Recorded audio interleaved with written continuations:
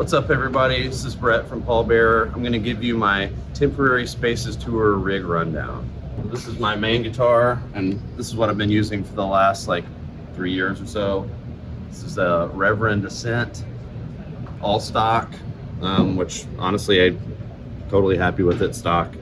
I use custom Stringjoy strings. It's like 68 to 10. It's nice because the way these baritones work is like it's a slightly shorter scale than a typical baritone scale, which allows for a little less string tension, but it still stays in tune really well. Also, all the Reverends have a bass roll-off knob in addition to the tone and volume. And so if like you're running a lot of gain, you can just nudge this back and it'll open up a lot more. And if you pull it all the way down, it's almost like a single coil. But this is an extremely versatile guitar. My one complaint is I wish the neck was a little fatter because I got big old mitts, but I love it. I've gotten used to the neck and it's fine. And this is my backup. It's a PRS 277 baritone. It's got Avedisian pickups, the big iron P90, and forgot what he calls this. These P90s are in that Seeker guitar, the 9-string that I've shown elsewhere, but don't bring on the road because it's too valuable. But yeah, it's a cool guitar, but I like the Reverend a little bit more, so that's what I'm using as my main. This is it's a Mad Amp GT2, so it's basically like it's got two identical GT1 circuits in it, and I run one for clean, one for distortion, as you do. Channel 2 has a boost, which I only use intermittently, mostly for leads. I actually run less gain than you might imagine.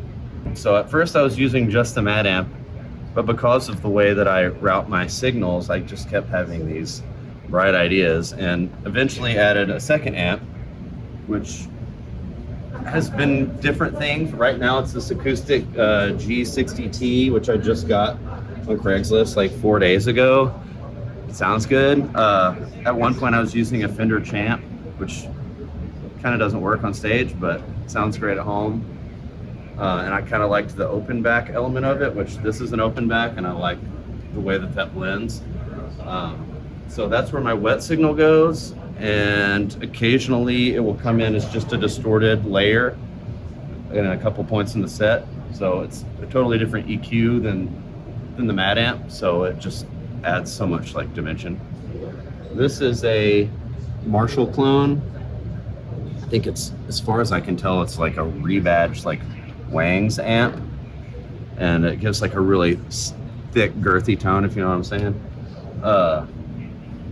But this I engage when I'm using for like leads, mostly like just kind of a pushed clean almost, because this is still distorted and this comes in and adds a lot of clarity. Often on record I'll use kind of a mid gain sound for leads, like not quite as sustainy, distorted, gained out as you might imagine. And so this has allowed me to do that in a live setting. Occasionally I will use this as a second parallel effects path along with my whatever amp this is at the time.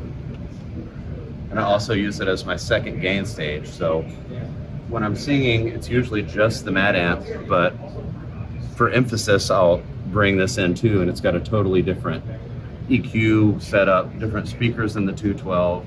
So it's, once again, it just adds more dimension. So I've got like layer 1, layer 2, and then layer 3 when it's needed. Totally ridiculous and overcomplicated, but I think the results are worth it. And so this is how it all functions. This is for signals. And so this first lane here goes to the Mad Amp, and the Helix allows me to switch channels through like this external amp switch thing. So this is my main channel. This is the path that goes to the Parson, and that's my third lane here. This goes to my effects amp, right now the acoustic, and it's got two parallel paths too that I just use for the song, but each song is different. It allows, and the snapshots allow me to instantly change any number of parameters. As you can see, like quite a bit will change between snapshots, and I make custom snapshots for every song, so it takes a lot of time to build it, but I think it's worth it, and it allows me to get pretty damn close to the studio sounds in a live setting. And so, you know, right now I'm at 3 amps, and maybe for the next tour I'll be at 4, 5, 6, 7 amps. Please help me. I'm so tired. My back hurts. Thanks for watching.